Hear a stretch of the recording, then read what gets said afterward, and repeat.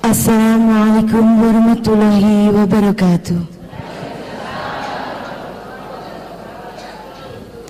Bismillahirrahmanirrahim. Alhamdulillahirrabbilalamin.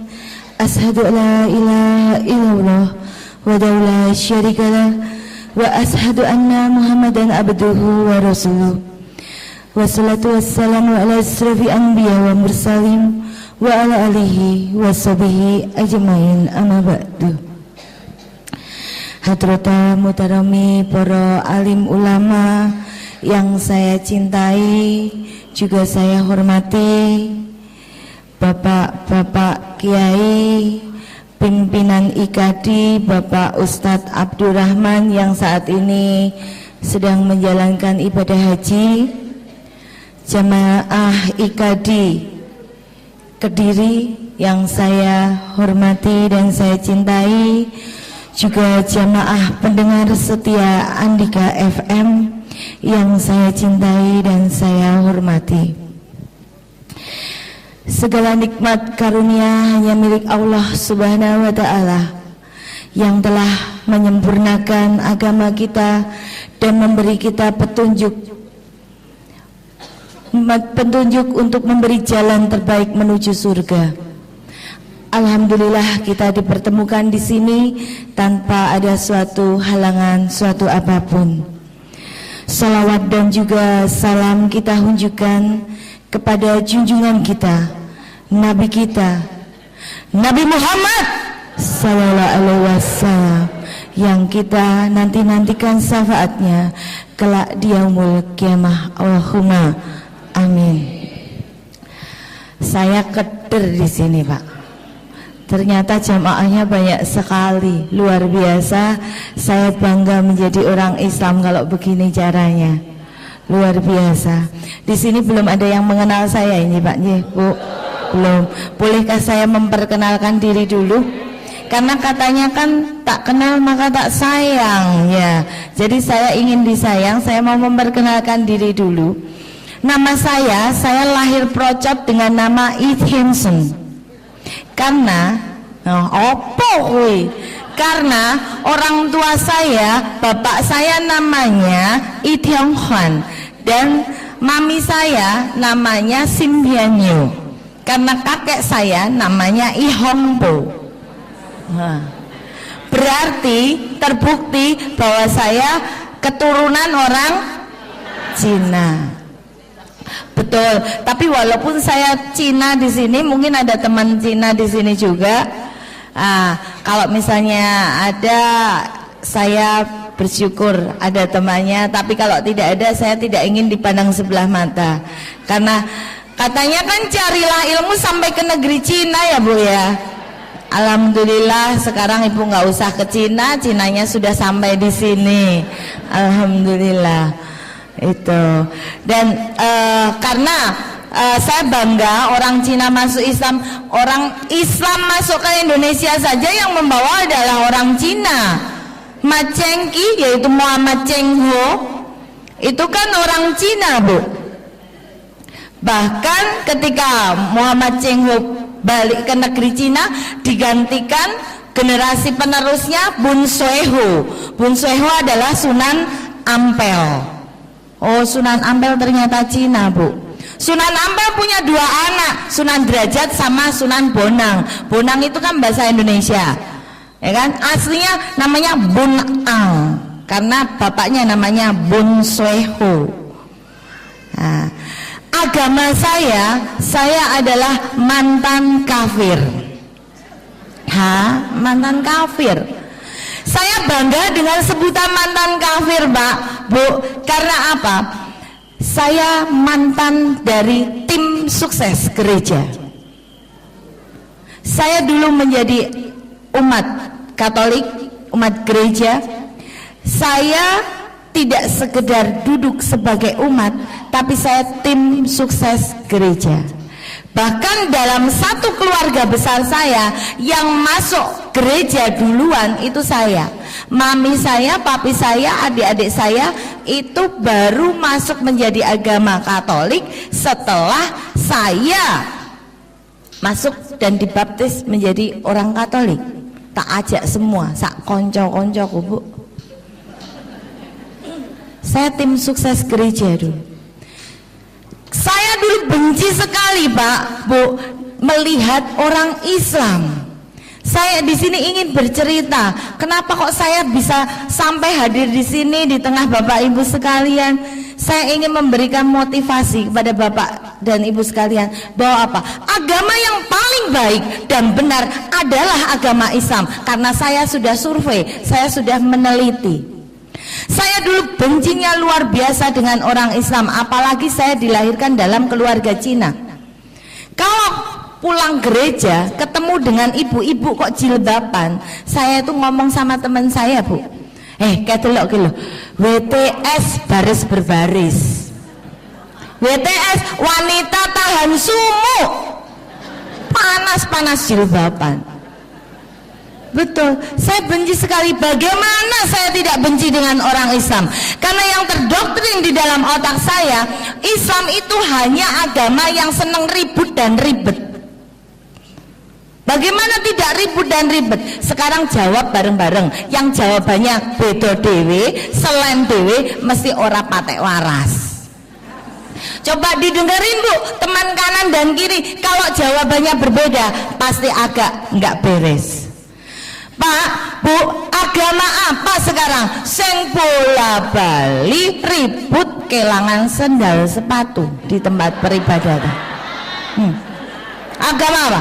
Islam. Nggak ada yang jawab agama Katolik atau Kristen. Wong sendal sepatu digawa dewe-dewe kok. Gimana?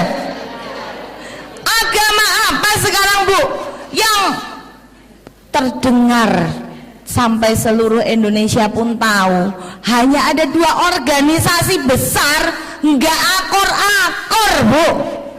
Agama apa? Islam. Yang NU ngonekke Muhammadiyah, ngomongnya Muhammadiyah memang Islam orang genah. Lah kenapa? Lah iya loh, salat tarawih setahun pisan kuwi kok mung 8 rakaat. Nanti yang Muhammadiyah ngonekke NU, ngomongnya NU ki ra patek Islam. Lah kok iso? Lah iya, salat tarawih setahun pisan mosok surate pendek-pendek. Saya paling seneng kalau ketemu orang Islam model seperti ini, Bu. Langsung tak cedeki, memang paling bener kaya aku, rasa sholat. Iya, Bu. Saya ngomong sama orang Islam, wong Islam, ngapa toh kowe kok milih agama kok rekoso-rekoso? Mbok milih agama ki sing seneng-seneng wae kaya aku mbiyen.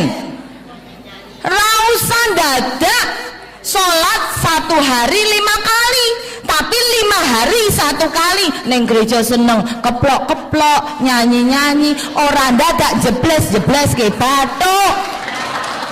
Ya, saya ngomong gitu dulu, Bu, sama teman-teman saya. Ngapain neng gereja lo dandan ayu-ayu nganggo seksi-seksi, ora kenal satir. Dadi jago lanang wedok bareng ya oleh. Penak toh? Nah, itu saya dulu betapa bencinya saya dengan orang Islam. Sampai suatu saat Allah memberikan dan menuntun saya kepada hidayah yang saya terima. Saya dituntun Allah kerja di lingkungan orang-orang Islam.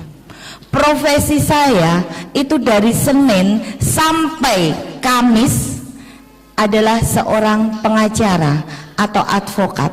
Saya ngurusi di pengadilan orang cerai, orang rujuk, orang rebutan warisan, wong nyolong, wong korupsi, wong tukang ngapusi. Urusannya dengan saya di pengadilan setiap hari Senin sampai Kamis. Tapi katanya jadi orang Islam donya akhirat kudu imbang. Akhirnya Jumat sampai Minggu saya pakai untuk full ibadah. Ketika saya bekerja di lingkungan orang-orang Islam, visi dan misi saya adalah mengkristenkan teman-teman saya yang Islam. Betul ini. Saya masuk kantor tanda salib. Pulang dari kantor tanda salib lagi, mau makan tanda salib, selesai makan tanda salib, mau masuk ruang sidang pun saya tanda salib, karena itu adalah tanda kemenangan orang Kristen. Begitu saya melakukan hal itu, teman saya risih. Dia bilang, tak kandhani kowe iki ngopo to ket mau kok nggusahi laler wae. Saya marah, Bu.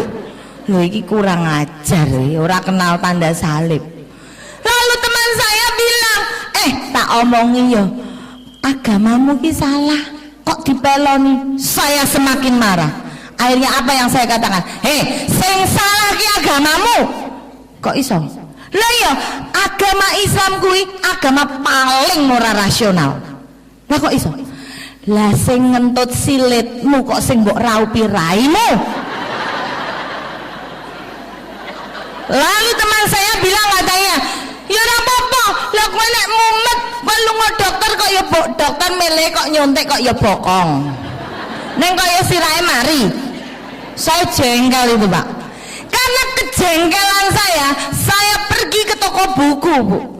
Di toko buku saya mencari pedomannya orang Islam. Apa? Al-Quran. Di sini Al-Quran semua, Bu? Alhamdulillah. Bapak juga Al-Quran, Nak? Alhamdulillah, bukan alkohol nih, Pak nih. Semoga tidak.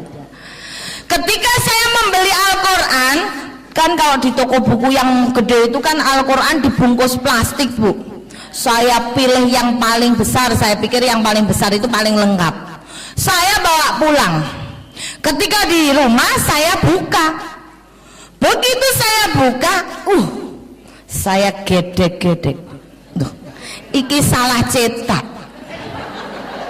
Cetakane salah. Lah wong tulisan kaya benang bundet cendol keriting ini kok didol.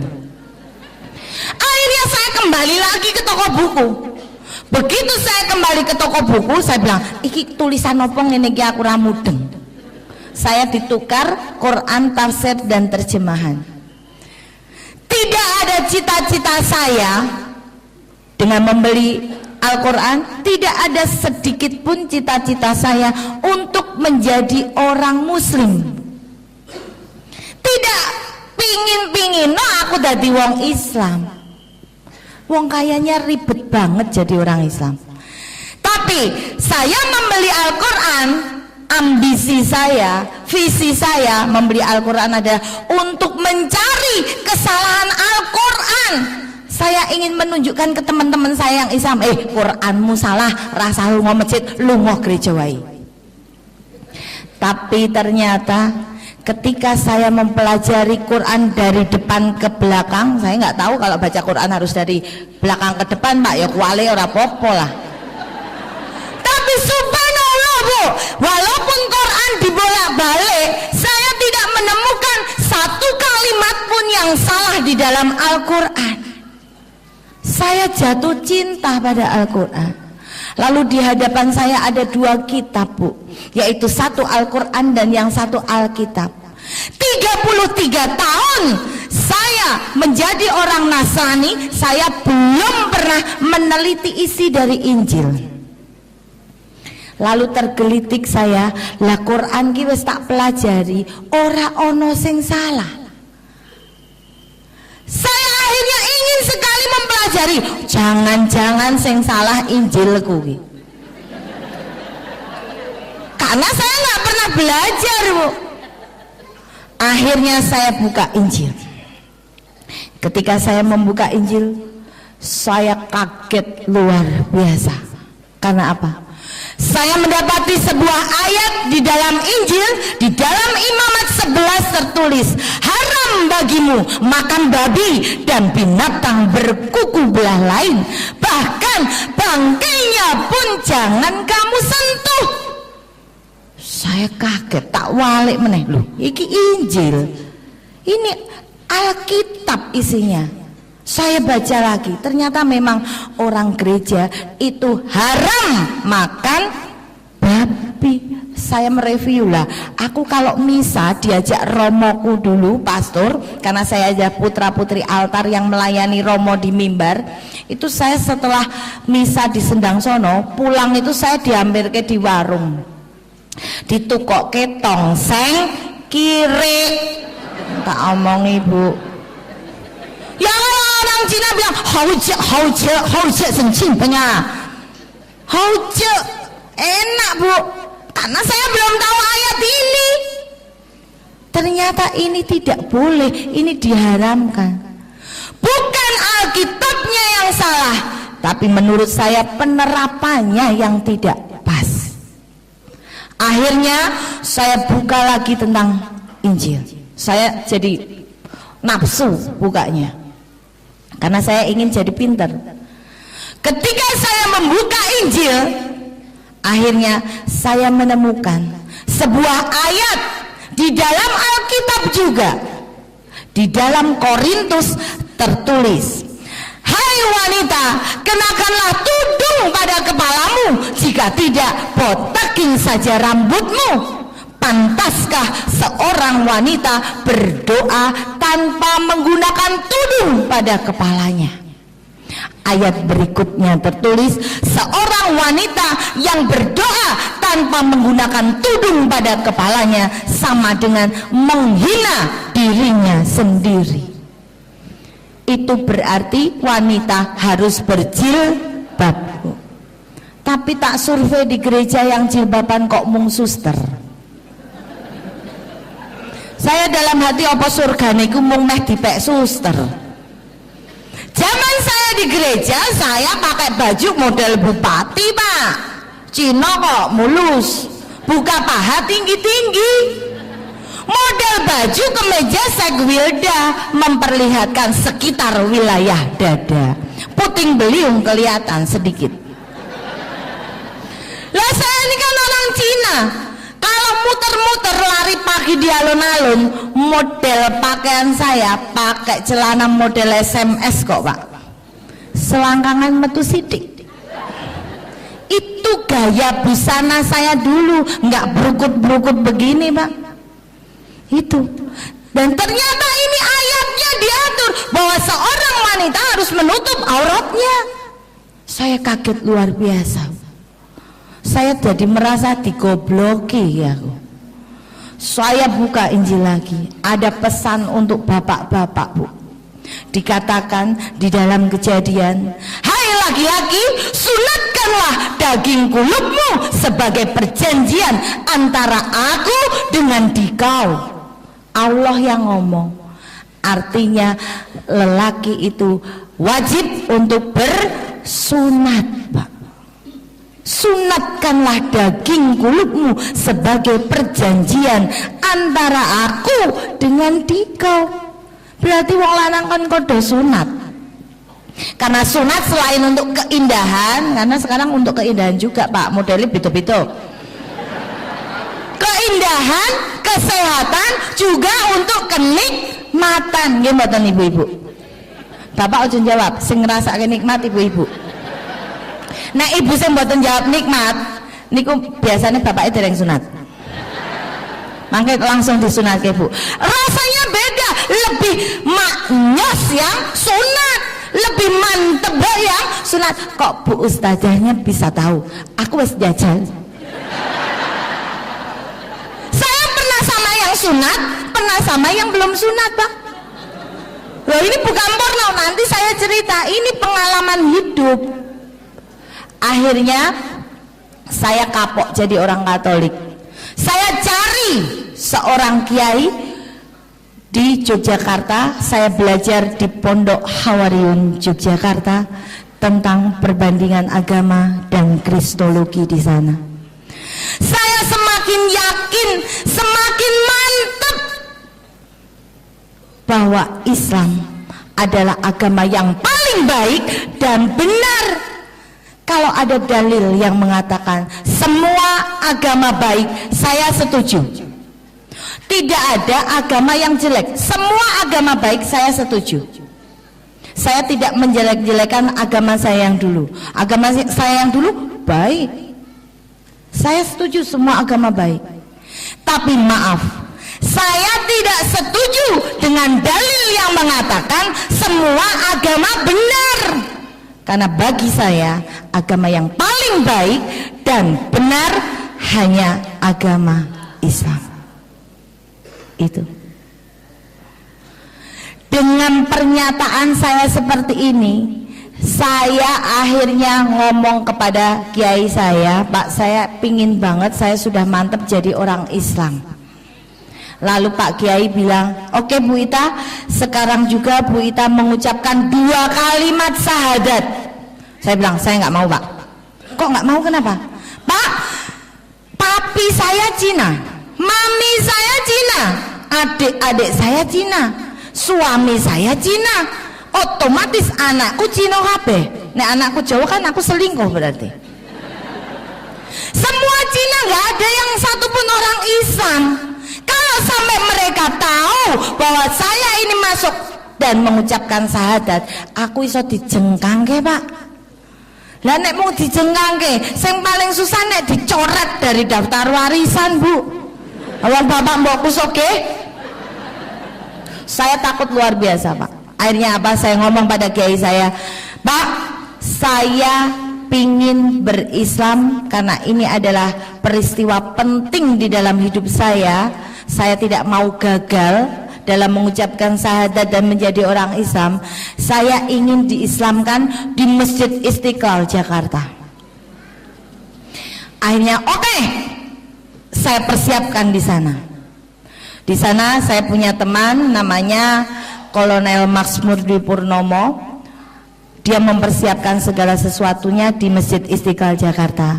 Dan saya memilih hari tanggal 20 Desember tahun 2008. Wah, baru 5 tahun saya jadi orang Islam. Tapi saya sudah memberanikan diri pegang mic Bu. Ibu berapa tahun jadi orang Islam? Sudah pernah pegang mic? Minta ajarin Bapak.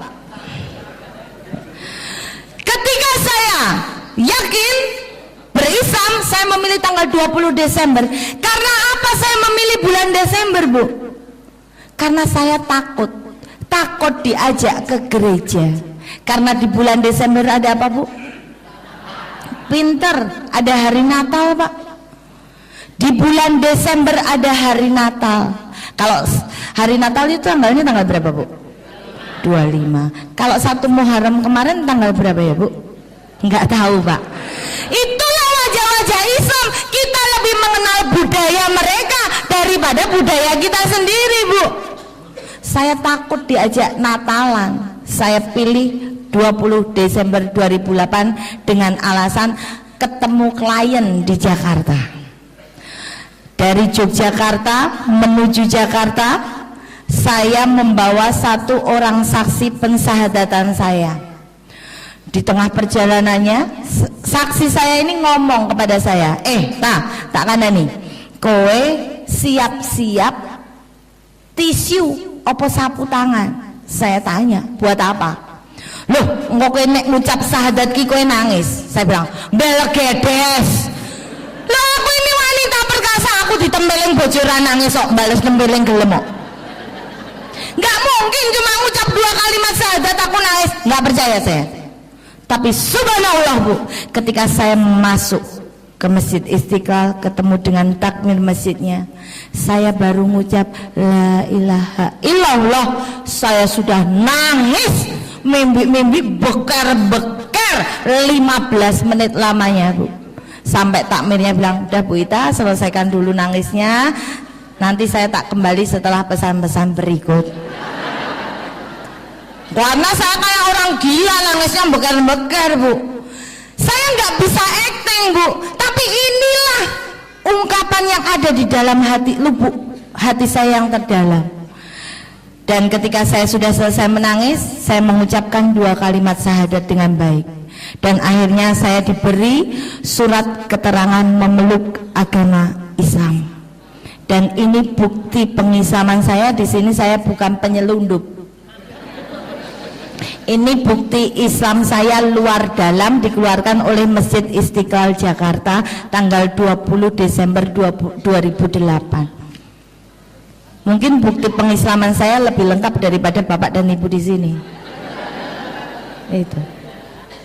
Ketika saya mengucapkan 2 kalimat syahadat, saya merasa ada sesuatu yang sejuk sekali masuk di dalam lubuk hati saya. Saya tersungkur, saya bertobat karena saya mengingat dosa-dosa saya yang dulu. Berapa puluh orang sudah saya masukkan ke dalam gereja. Saya menyesal sekali. Dan sejak itu memang saya bernadar, Pak, Bu, bahwa saya hidup atau mati, saya akan terus menyampaikan bahwa inilah Islam. Islam itu indah, dan saya akan membongkar dogma-dogma gereja yang saya terima. Saya bernadar saat di Masjid Istiqlal. Saya itu ngisi pengajian di Purbalingga, di Jakarta, ini di Kediri, besok di Bekasi. Alhamdulillah, Bu, saya tidak pernah mau menerima bisaroh, karena bagi saya itu bukan makomnya. Ini hanya ilmu yang saya miliki. Saya nggak pernah mau menerima uang. Ini pernah dibantah oleh seorang kiai, berarti Bu Ita ini menghalangi orang bersedekah. Oh enggak, saya menerima, monggo siapa yang mau bersedekah. Di rumah saya itu membina 59 orang mualaf, baik dari gereja Katolik, dari orang Cina yang terbuang dari keluarganya. Saya tampung, saya bina untuk belajar sholat bersama, belajar Iqra bersama. Alhamdulillah mereka seneng. Dan monggo sedekah dengan mereka boleh saya terima, mau sedekah mukenah boleh, sajadah boleh, Iqra boleh, gula teh ya tak tompo, gitu. Saya malah kemarin ditanya sama jemaah, Bu, lah bisarohnya gimana? Aduh, saya nggak usah dikasih bisaroh, saya beliin kursi plastik aja 1. Karena apa? Di tempat saya setiap malam Rebo Legi, saya itu menggelar pengajian yang dihadiri kurang lebih 700 orang. Karena saya hanya ingin ngayomi mualaf-mualaf loh. Jangan khawatir, teman kita banyak. Nah itu biasanya saya kan selalu sewa kursi. Lah padahal kas mualaf ini nggak ada, karena saya tidak pernah menarik uang dari mualaf-mualaf. Niat saya menyenangkan mereka, Bu. Dan saya kekurangan kursi, saya minta 1 kursi aja lah, nek sak jamaah setiap ngisi sak kursi kan lumayan, ya. Dan ini untuk sedekah dan bermanfaat, setiap sebulan sekali selapan dipakai. Kan alhamdulillah. Ketika saya mengucapkan 2 kalimat syahadat, Pak, Bu, saya bernada seperti itu, dan saya yakin bahwa diri saya sekarang sudah menjadi orang Islam. Ketika saya menjadi orang Islam, saya tahu hak dan kewajiban orang Islam. Ketika saya menjadi orang Islam, kewajiban saya sebagai orang Islam adalah sholat 5 waktu. Sholat 5 waktu. Saya jadi orang Islam, modalnya itu cuma punya 2 doa, Bu. 1 syahadat, 2 Al-Fatihah. Lainnya saya belum kenal. Kalau gaya sholat saya tahu. Gaya sholat ada berapa, Bu? Nggak tahu, Bu? Nah, Ibu seprono-seprene dadi wong Islam sing diteliti apa? Sing diteliti dompete bapak toh, Bu? Dompete bapak hilang 10.000. Ngamuk. Kayak ke sapa, Pak, mau jajal deling-eling kayak ke sapa? Rondong ndi sing mbok parani? Gaya sholat orang ngerti. Terangan nggak, Bu? Gaya sholat ada 5. Yang pertama adalah berdiri. Berdiri adalah lambang taat, tiru malaikat, diperintah rawani debat. Ini gaya sholat yang pertama. Ketika tangan kita mengucapkan Allahu Akbar, kita berserah kepada Allah yang maha besar. Kalau Allah itu besar, berarti awake dhewe cilik. Makanya wong Islam nek sholat kuwi ora entuk sombong, senajan ruku anyar, terutama ibu-ibu. Ibu-ibu cok pamer kok, Pak. Rokok anyar, le salat mobat mabit ra karo. Bismillahirrahmanirrahim. Men kancane ngerti nek rokok anyar. Niku mboten sah, Ibu. Itu, Bu. Itu gaya salat yang pertama. Ketika kita Allahu Akbar, sedekap. Sedekap ini kita belajar jadi mayit, Bu. Nek mayit niku tenang apa gejol-gejol, Bu?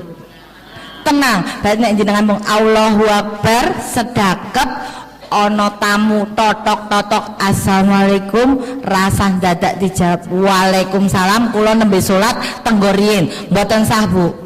Nengke wae jarno bae. Ini itu gaya salat yang pertama. Gaya salat yang kedua adalah apa, Bu? Rukuk. Rukuk adalah lambang menghormat karena awake dhewe rumangsa wis dikeki nikmat, kedep, ambegan, ngentut, angop, Bu, ora bayar ning kelurahan. Kita hanya dimohon untuk menghormat karo sing maringi nikmat. Mosok kalah karo kewan. Sapi bar dipakani jenengan nak krungun meng wah. Niku mboten, Bu. Alhamdulillah. Loh, jenengan kali sapi. Ya, entok jenengan ngomong. Ya, mboten, Bu. Dia bertasbih subhanallah, subhanallah, subhanallah. Jenengan kalah karo entok. Tawan ngeneng nika zikir, Bu. Allah Allah Allah Allah Allah Allah Allah Allah Allah Allah Allah. Mboten percaya cekel cek templek iki. Mangke tak jenengan, ya Allah. Allah, Bu. Niku. Kita jangan sampai kalah dengan binatang, Bu. Kita manusia ini diciptakan paling sempurna daripada makhluk yang lain. Gaya salat yang ketiga adalah sujud.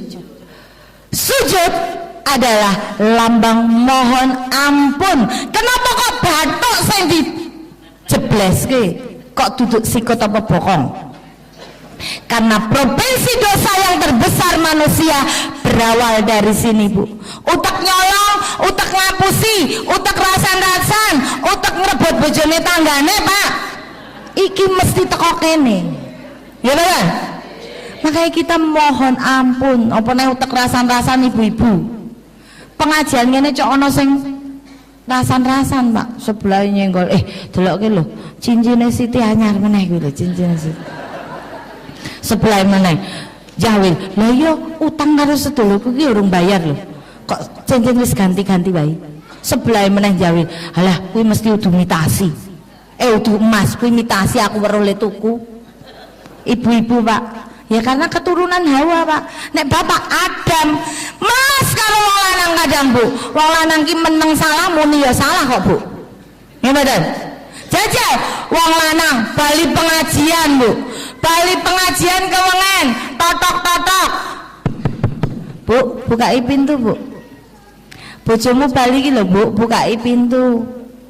Begitu dibukai pintu, ibu yang bukai pintu, neng karo japat, Pak.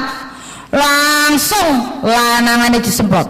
Dasar wong lanang ra perasaan, ora seneng kowe nek bojone merem. Hah? Minggat kowe kono. Loh. Masya Allah, Bu. Wong lanang ya meneng wong Adam. Saya meneh bali pengajian, kewengan wedi nggawa kunci dhewe. Tekan ngarep omah, sandal jepit dicangking, sarung dicencing. Buka pintu ceklek, wes alon-alon banget, dilala. Ibu dereng sare. Begitu buka coklat, astagfirullahaladzim, Pak. Jenengan niku lho, mlebu omahe dhewe kok kaya maling. Bapak, ya meneng Bu wong Adam. Melas karo wong lanang kadang. Disentak-sentak terus malah survei membuktikan rondo karo duda kuwi luwih akeh. Rondo, bapake lemes dicelatu terus ya suwi-suwi mati. Pak, nek jenengan dilalah nasib elek entuk bojo sing kaya ngono kuwi ya modele pun Pak mboten sah dijotosi mangke ndak ketemu kula teng pengadilan. Dizikiri mawon mangke mati-mati karepe dhewe, Pak. Soale sing jenenge wong wedok kuwi nek ngamuk tambah di sauri kuwi kaya gudeg digaruk, tambah ombo tineng kemawon mangke rak meneng dhewe kentekan kata-kata. Pun niku kuncine. Wong saya pernah kok Pak, saya itu pernah marah sama suami saya, bojoku yang meneng wae, sosial kesal dewi. Begitu kesel kan, ketika kita marah itu otak bekerja dan jadi sepaneng, akhirnya pusing. Begitu pusing aku yang ngelendot bojoku, pi mbak aku tolong loh pi dipijeti, aku mumet banget. Apa yang terjadi? Suamiku tuh mijetnya nggak sini bu, tapi sini. Saya bingung, lho wong sing mumet kene kok sing mbok pijet kene iki piye? Lho, kowe kan sedina ngene to. Iki sarape kesel, munggah nih. Masya Allah. Nurutane pol nek wong lanang ibu, melas bu. Wong memang wanita diciptakan untuk menang-menangan bu. Coba 5 jari sing nggo ngalem paling apik iki jempol. Jempol namanya apa bu? Ibu jari, bapak jari raono ya meneng. Ya betul. Gedong adanya gedong wanita, gedong bapak nggak ada, ya meneng bapak. Ora apa-apa. Ya. Lagu kasih ibu, kasih bapak ora ono, ya ora apa-apa. Bapak yuk kebagiane napa bu? Bapak pocong. Gimana bu? Mesakno lho bapak. Bapak walah dadi wong wedok kok nekat, wis dikeki rok wae sing nganggo katok. Kan ketok nek ora gelem kalah wong wedok. Itu bu. Jadi atas dosa-dosa kita ini kita mohon ampun dengan bersujud bu. Gaya sholat yang keempat adalah duduk. Duduk adalah lambang mohon berkah, minta rezeki karo Gusti Allah. Tapi bu, catatan penting, Allah tidak selalu menuruti keinginan kita, tapi Allah selalu memenuhi kebutuhan kita. Subhanallah. Karena cinta itu tidak selalu menuruti. Gimana bu? Ibu gada putra? Gada. Kira-kira ibu sayang nggak dengan anaknya ibu? Sayang banget. Orang ana wae diutang-utangke di anak-anake ben anake seneng nggih mboten? Bu, kalau ibu punya anak umur 7 tahun kok njaluk motor fiction, kira-kira ditumbaske mboten, Bu? Enggak.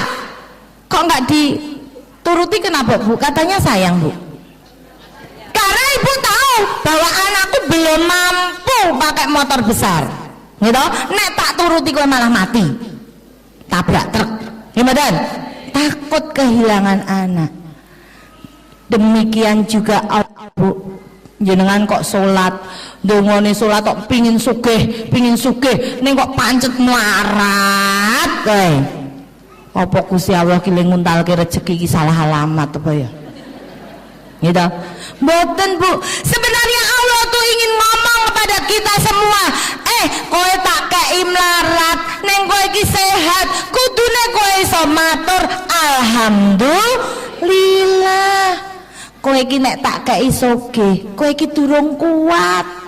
Engko nek kowe tak kei sugih, apa-apa dituku, apa-apa dipangan, malah mencret. Nek mencret bendina mencret, ora rampung-rampung lima mencret, akhirnya kowe mati, kentekan cairan, amalmu durung cukup. Ini Bu, rahasia ilahi. Allah selalu memenuhi kebutuhan kita walaupun tidak selalu menuruti keinginan kita, dan ini sudah saya alami. Gaya sholat yang kelima adalah salam. Salam adalah lambang kemasyarakatan. Ketika kita diberi rezeki, kita harus melihat kanan dan kiri kita, Bu. Jangan sampai ada saudara kita non muslim yang justru ngopeni kancane dhewe wong muslim, Bu. Itu saya pelakunya dulu. Biar modalku main supermie, indomie, pakaian bekas, obat-obatan gratis, biaya pendidikan gratis. Teko ning gone wong Islam, tak kei, tak bayari sekolah, sesuk kowe lunga gereja. Gelem ora? Gelem. Ngicilik wong Islam do lunga gereja kabeh. Ini. Mari kita sebagai muslim rapatkan barisan untuk menengok kanan dan kiri kita siapa saudara Islam kita yang masih kekurangan. Mari kita ulurkan tangan kita untuk membantu mereka. Karena sedekah ini bisa untuk memperpanjang umur, Bu, ternyata. Contoh yang paling sederhana, Bu. Ibu punya ayam 2, siji ngendokan, siji ora tahu ngendok. Lebaran tiba kira-kira sing dibelah sing ngendokan napa sing mboten? Sing mboten, ya toh? Padha. Malaikat Israil meh nyekel nyawane Mbah Tumini cek dipenging karo Gusti. Malaikat aja wong kuwi. Kuwi lomo, kuwi engko ndak masjid ora dadi-dadi, musala ora dadi-dadi, wong kuwi sregep sedekah. Aja sing kuwi kae lho sing ora tau sedekah cekelen. Sing ora sedekah mbok mlayu ning dipleter karo malaikat, kecekel sembelih. Kapok. Sedekah ini untuk memperpanjang umur, Bu. Saya punya cerita. Saya itu hanya pegang duit 260.000 rupiah, Bu. Saya punya 3 orang anak. Ketika saya menjadi seorang janda, saya bingung. Waduh, saya punya 3 orang anak dengan 2 pembantu, saya cuma tinggal pegang 260.000. 260.000. Apa yang harus saya lakukan dengan uang 260.000 ini? Saya tanya anak-anak saya satu persatu. Ternyata dari 3 orang anak, yang jawabannya paling mengena di dalam hati saya adalah yang paling kecil, yang TK. Dia katakan gini, "Mah, kasihin orang aja, Mah. Jadi kalau kita butuh apa-apa kan kita bisa dikasih orang." Jawaban sangat simpel, Bu. Tapi akhirnya saya kembali berpikir, iya ya, dikasih ke orang itu artinya disodakohke, supaya kita mendapat berlipat ganda. Langsung saya mengajak 3 orang anak saya pergi ke panti asuhan, 250.000 saya sumbangkan ke sana. Saya cuma tinggal pegang 10.000 untuk sarapan besok pagi. Saya nggak mikir besok mau makan apa, saya nggak kepikir, Bu. 250 saya kasih panti. Luar biasa. Setelah saya selesai makan sarapan pagi, ada orang datang ke rumah saya, culuk, nangis, "Bu Ita, saya dicerai sama suami. Tapi saya nggak mau cerai sama suami saya masih cinta sekali. Udah, suami saya mau nikah lagi nggak apa-apa, yang penting saya nggak dicerai. Tolong Bu Ita, saya dibantu." Oke, Bu, bikin surat kuasa ke saya. Udah, saya mau bayar berapa aja sama Bu Ita, yang penting saya nggak jadi cerai. Oke, deal. 10 juta gimana, Bu? Saya tahu orang kaya nih. 10 juta gimana, Bu? Ya nggak apa-apa, tapi saya baru bawa 5 juta Bu Ita. Nanti yang 5 juta siang saya antar.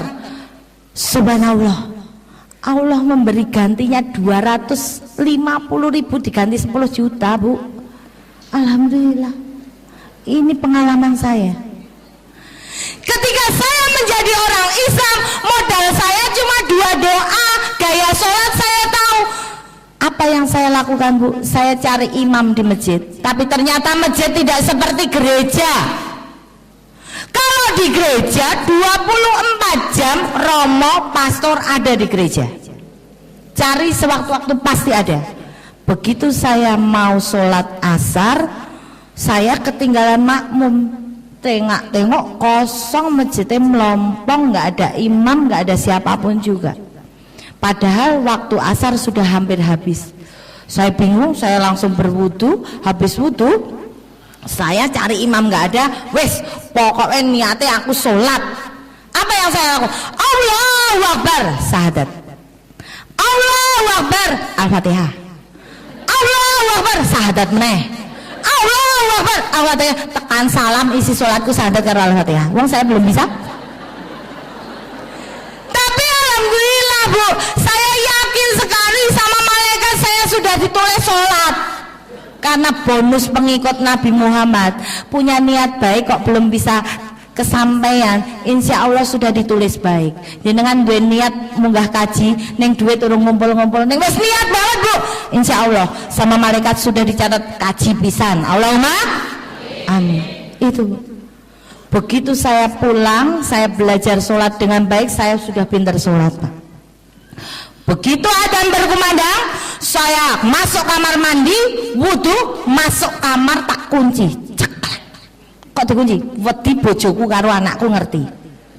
Karena saya masih takut. Akhirnya kegiatan saya ini diamati oleh suami saya. Iki anggar masjid bengok-bengok, bojoku kok mesti mlebu kamar iki ngopo? Bayangkan Bu, suami saya itu beratnya 110 kg.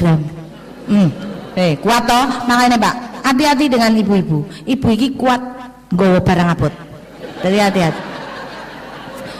Begitu dia penasaran, dia manjat kursi, ngintip di jendela. Saya lagi sholat, langsung dia bengok. Oh alamah, mah Cino gemblong. Aku sholat dia mau gemblong Pak. Jajan. Saya sudah duk.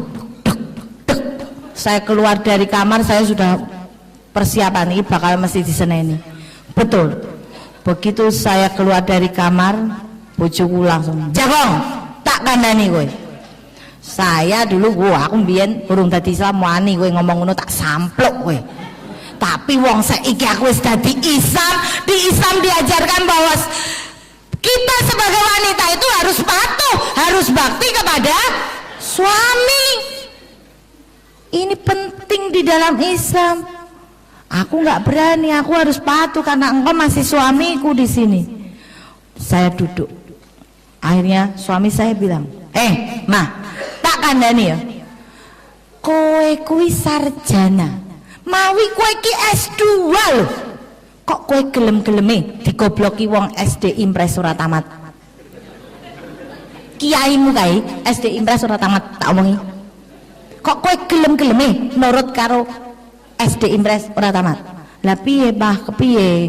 Loh, ngapain? Kamu itu seorang sarjana, kamu tahu bahwa bumi itu bulat. Ngapa kowe ndadak salat madhep kiblat? Wong bumi bulat tak Tuhan ning ndi wae ketemu wong muter-muter ya meng ning kono. Kalau ibu bapak dapat pertanyaan gini ya bingung. Untung saya sudah pintar Pak. Ketika saya dapat pertanyaan seperti ini, saya langsung tidak berbicara tentang Al-Quran karena suami saya tidak percaya dengan Al-Quran, percayanya kepada Alkitab. Saya bilang, Pak, sing ngongkon aku sholat madhep kiblat itu adalah Alkitab. Di dalam Alkitab tertulis dengan jelas, di situ dikatakan sujud dan berdoalah kepadaku sesuai dengan arah baitku yang kudus. Berarti ada arahnya. Bahkan pemindahan kiblat dari Masjidil Aqsa di Yerusalem, Masjidil Aqsa dulu ya Pak, pindah ke Mekah, itu pun diatur di dalam Injil. Yerusalem, Yerusalem, engkau akan ditinggalkan oleh anak-anakmu dan rumahmu ini akan menjadi sunyi. Pindah ke Mekah, diatur pemindahan di dalam Injil, luar biasa. Lalu suami saya kaget, loh kok wis pinter. Lalu suami saya bilang, loh mah, omongmu mbiyen wong Islam ki wong goblok. Piye ora goblok? Lah wong sing ngentut silite kok sik diraupi raine. Lah kok kowe saiki malah pancet ketularan goblok. Saya waduh senjata makan tuan nih. Akhirnya saya menjawab dari segi Alkitab, Pak. Pak, aku wudhu. Itu yang mengajarkan aku wudhu dan bagaimana cara wudhu itu ada di dalam Injil. Di Injil dikatakan basuhlah dulu tangan, kaki dan mukamu jika engkau hendak sujud dan berdoa kepadaku. Loh, orang nokon basuh silit Pak. Tangan, kaki dan muka seperti saudara-saudara saya orang Islam. Suami saya marah, panggil anak-anak saya. Sini semua. 3 orang anak saya cewek dipanggil. Lihat, mamamu ini lagi gila. Dia lagi kesurupan setan. Kamu jangan pada ikut-ikutan. Luar biasa Pak. Protes anak saya yang barep. Dia bilang, Mama, aku tidak suka ya Mama masuk jadi orang Islam. Saya tanya, kenapa? Mama kan tahu Islam itu agama jahat. Loh, kok kamu tahu kalau Islam agamanya orang jahat? Mama nggak tahu yang ngebomin gereja itu semua orang Islam. Ya benar, betul. Mama tahu Syekh Puji yang suka kawin sama anak kecil itu juga orang Islam, mah. Aku nggak mau mama jadi ketularan jahat, katanya. Begitu. Akhirnya saya bilang, oh memang betul Islam di Indonesia seperti itu wajahnya. Tapi coba kita survei ke luar negeri. Di Meksiko sana gembong obat bius disurvei tidak ada satupun orang Islamnya. Di Filipina orang-orang goblok disurvei nggak ada satu orang Islamnya. Di Thailand banyak pelacur jalanan disurvei juga tidak ada orang Islamnya. Di Indonesia rata-rata pembantu agama Islam, tapi bagaimana di Mesir 100% majikan orang Islam. Mikir anak saya, lalu tanya dia, mah lah itu ngapain orang Islam? Kok orang Islam kalau ke masjid pakai copot sandal sama sepatu segala? Saya bilang, yang nyuruh orang Islam itu copot sepatu sandal kalau mau masjid itu ada dan diatur di dalam Alkitab. Dikatakan oleh Yesus. Yesus sendiri ngomong, jika engkau hendak memasuki perkemahan suciku, lepaskanlah dulu tali kasutmu dari kakimu. Ini ada di dalam Injil. Makanya saya kapok jadi wong Katolik, Pak.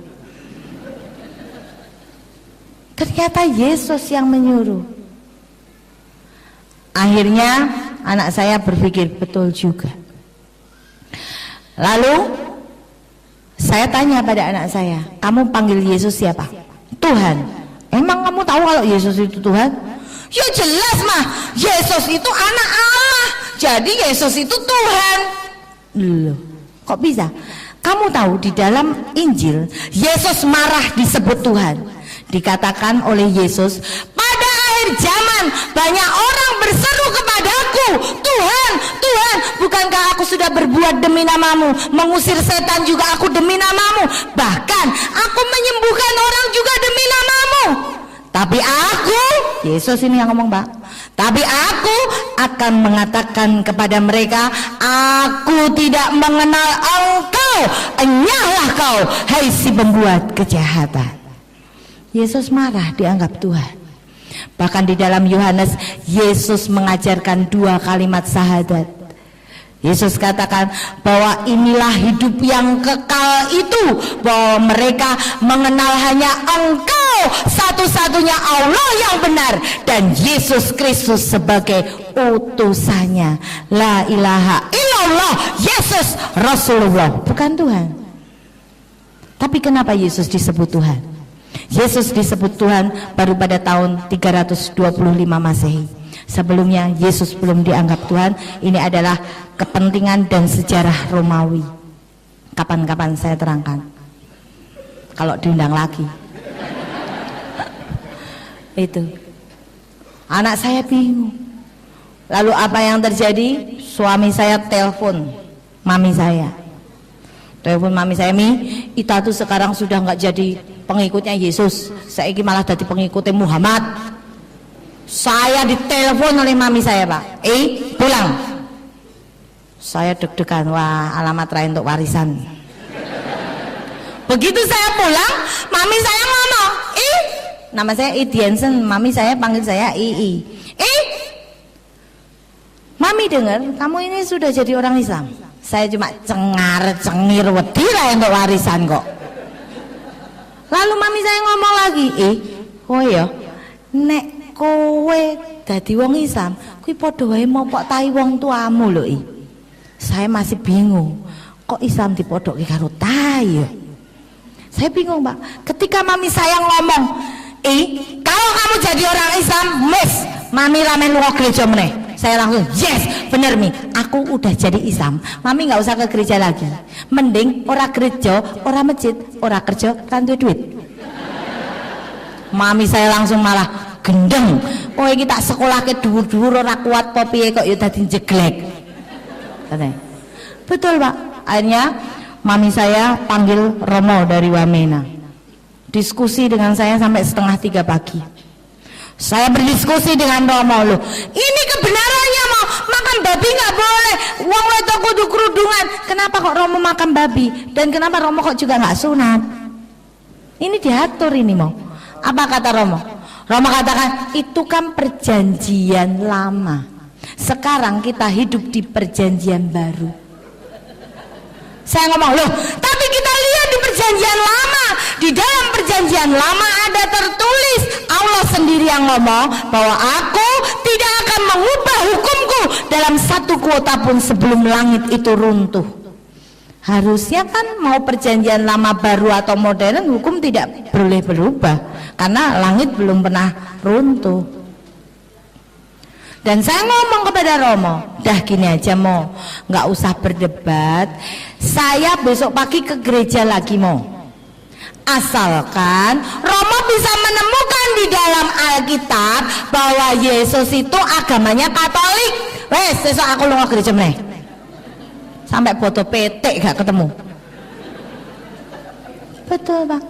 Tapi saya bilang pada Romo, Mo, saya bisa menunjukkan bahwa Yesus itu agamanya Islam. Di dalam Markus dikatakan ketika di antara para muridnya Yesus memimpin doa dengan Yesus maju sedikit di antara murid-muridnya dan merebahkan tubuhnya ke tanah.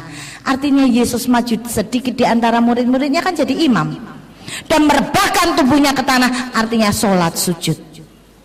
Itu makanya saya jadi kapok jadi orang Katolik. Ternyata Yesusku Islam Bu. Makanya saya membahas tentang